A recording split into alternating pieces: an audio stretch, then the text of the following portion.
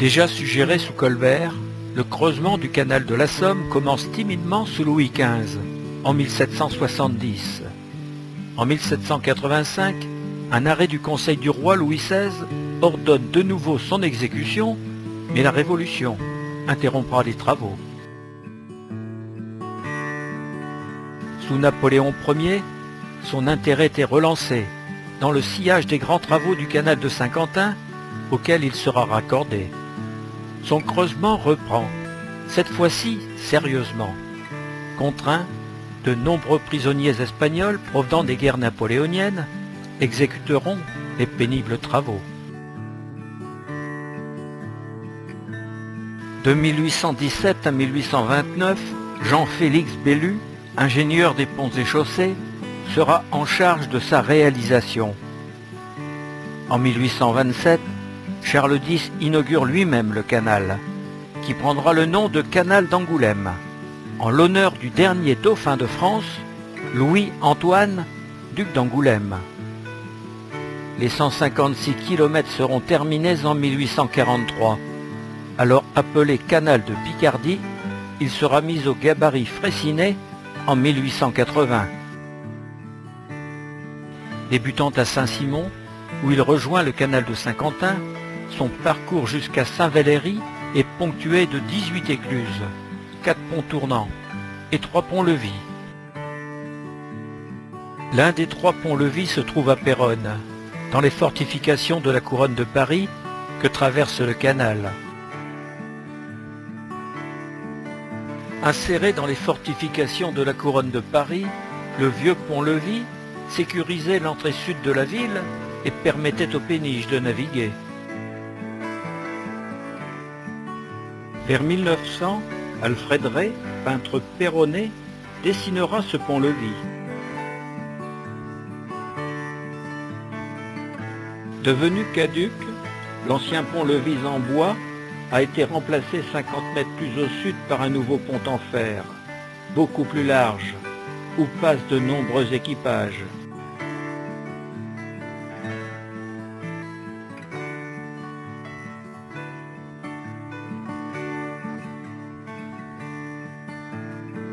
Vu de la berge, voici le nouveau pont composé de poutrelles métalliques.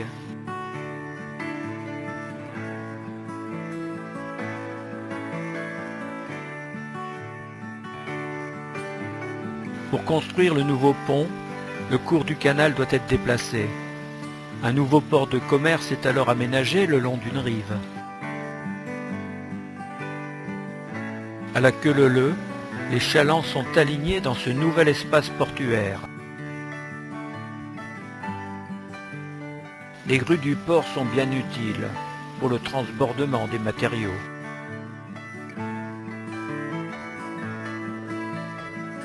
Au début du XXe siècle, les péniches étaient les seuls moyens de transport pour le bois, le charbon, le sable, le grain.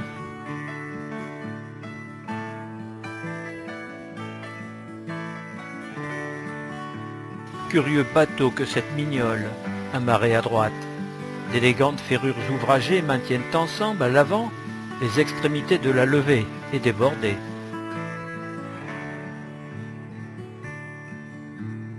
Le port du canal, vu de la chaussée menant au faubourg de Paris. Cette photographie de 1890 nous présente l'ancien port de commerce, alors situé à l'entrée du faubourg de Paris. Une péniche y est amarrée.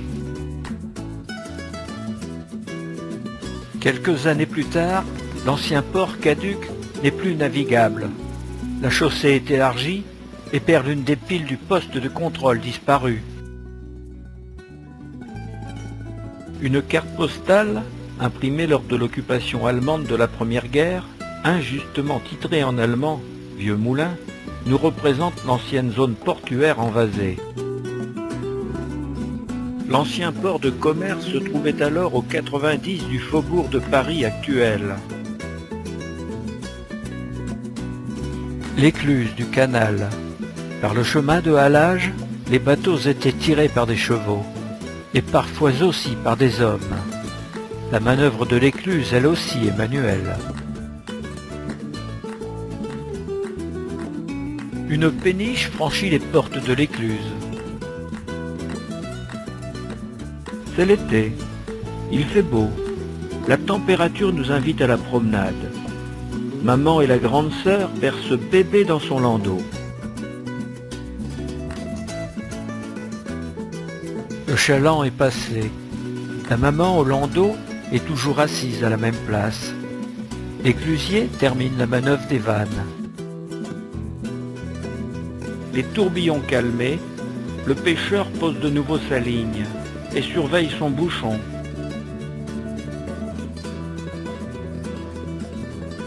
Vue de l'écluse. Passage du train de marchandises sur l'ancien pont du chemin de fer. Trop tard. Les wagons sont déjà passés.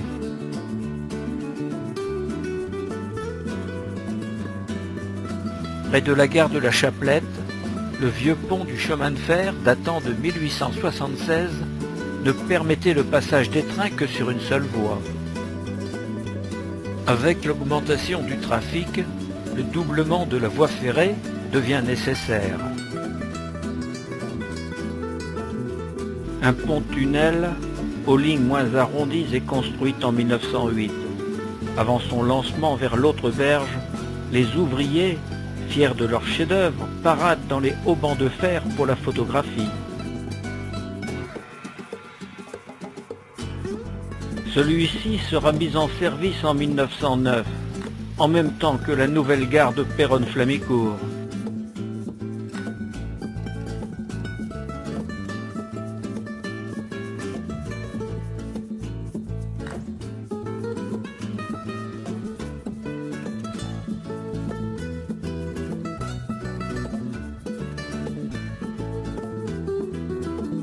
À la Chaplette, la scierie et marchand de bois Cafard fournit toute la région en poutres et charpentes. L'entrée de la scierie se trouve côté nord. Quant aux magasins de bois et chantiers, c'est à l'ouest qu'on les voit.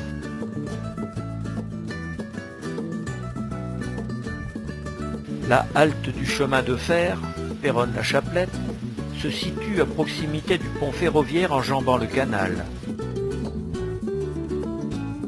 À 2 pas de là, c'est la maison du bon Dieu.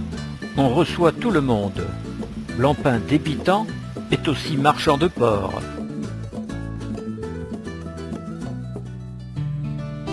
Quittons le canal et entrons au faubourg de Paris. C'est ici, dit-on, qu'ont vécu au néolithique, sur le gué de la Somme, les premiers habitants de la région. Chaussée inondable, puis digue sur la Somme, ce hameau de pêcheurs, appelé alors Sobot-Écluse, sera bien avant les Mérovingiens, à l'origine de la ville de Péronne. Depuis, à l'entrée du faubourg de Paris, la réclame pour l'automobile s'affiche sur les murs.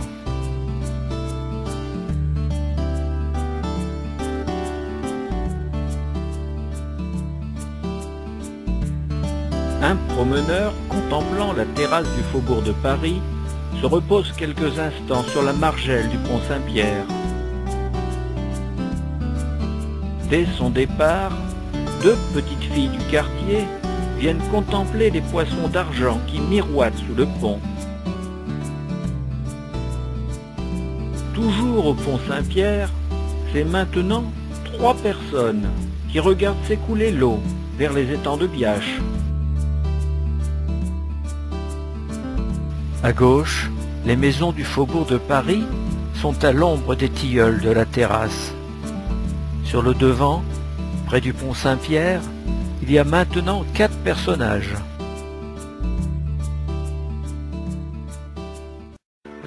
Du haut des remparts de la porte de Paris, nous dominons la chaussée de l'ancien Sobot-Écluse. La terrasse du faubourg de Paris, bordée d'une triple rangée de tilleuls, est située au cœur du vieux Sobot-Écluse. C'est aussi de cet endroit qu'à la nuit tombante de la Saint-Pierre, On contemplait les poissonniers arrivant en barque décorée de lampions pour allumer un bûcher sur une île au milieu des roseaux, afin d'honorer leur saint patron. C'est la fête. On patine sur la glace des étangs du faubourg de Paris. Mais quel jeu dangereux! Près de la Chaplette, dans les fossés de la couronne de Paris, quand il gèle à pierre fendre, quelle aubaine! C'est le rendez-vous des patineurs.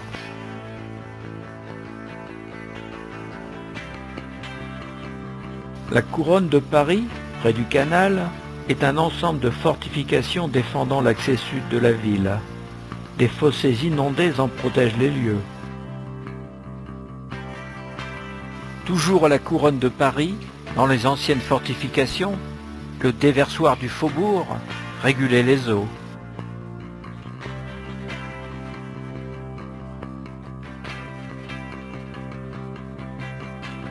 À quelques kilomètres et depuis 1908, on creuse le canal du Nord, dont le cours empruntera bientôt le canal de la Somme à la Chaplette. Le chantier est titanesque.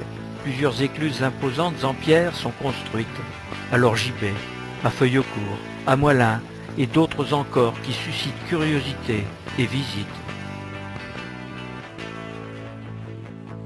La guerre 14-18 interrompra les travaux. Ponts et écluses alors terminés aux 3/4 seront ravagés.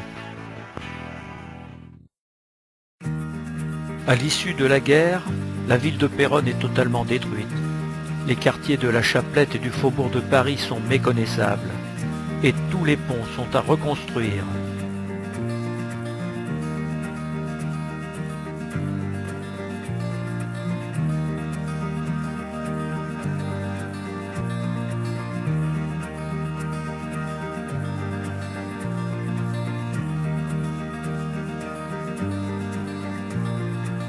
Fin 1918, à l'endroit où se trouvait le pont routier détruit du canal, les Anglais installent sur la droite un passage pour les véhicules automobiles et sur la gauche une passerelle de madriers pour le chemin de fer à voie étroite. La reprise des travaux du canal du Nord n'est pas pour demain.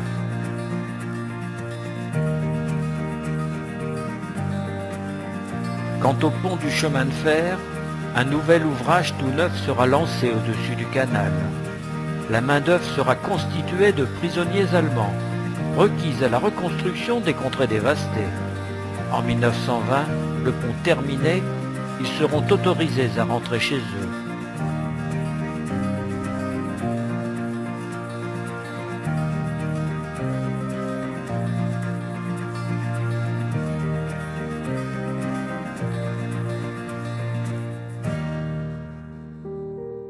Cette carte postale de 1929 nous présente le canal et le pont de chemin de fer rétabli. Les péniches naviguent de nouveau. C'était une priorité pour apporter les matériaux pour la reconstruction. Pour assurer la circulation automobile, 2 ponts provisoires, à sens unique, franchissent le canal. En 1931, on décide de les remplacer par un seul et définitif. L'entreprise parisienne Schwarz-Aumont réalisera le pont, tandis que l'entreprise Leca, péronnaise, alors à ses débuts dans les travaux publics, accomplira les culées.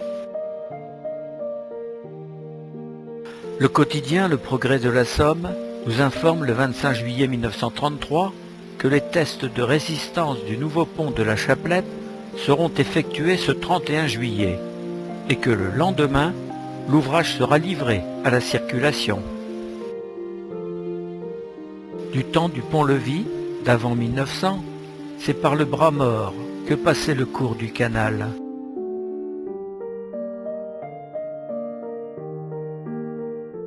La liaison Nord-Seine, interrompue avec la guerre, est de nouveau d'actualité. Mais à quand la reprise des travaux du canal du Nord? Des fortifications de la couronne de Paris, il ne reste plus que quelques pans de murs, toutefois très discrets.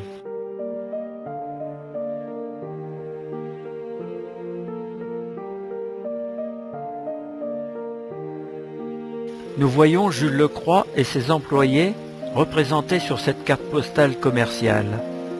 Jules Lecroix, matériaux, charbon, essence, transport hippomobile, Péronne-la-Chapelette. Téléphone 133. La scierie Cafard est de nouveau en activité.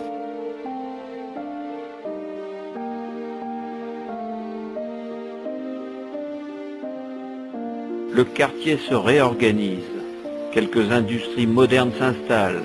Les ateliers de Péronne en 1922 et la filature de Moher en 1927, ainsi que quelques autres entreprises, marchands de bois, de charbon, de matériaux, un silo agricole près du canal, etc. Avec cette dynamique, le quartier change. Une cité ouvrière s'érige. Quelques commerces, hôtels, restaurants animent maintenant l'extension sud de la ville. Sur la gauche, cité du personnel du Moher.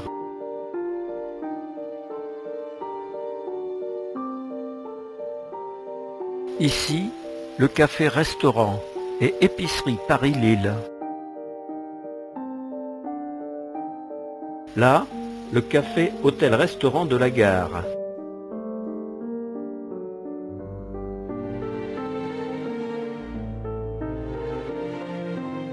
La gare de Péronne-la-Chapelette est indispensable pour toutes ces activités.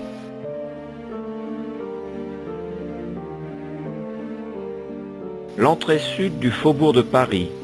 On peut y voir le bureau de l'octroi, le café hôtel épicerie tabac, écurie garage, téléphone numéro 109. Sur la droite de la chaussée, nous apercevons les traces du chemin de fer construit par les Allemands durant l'occupation.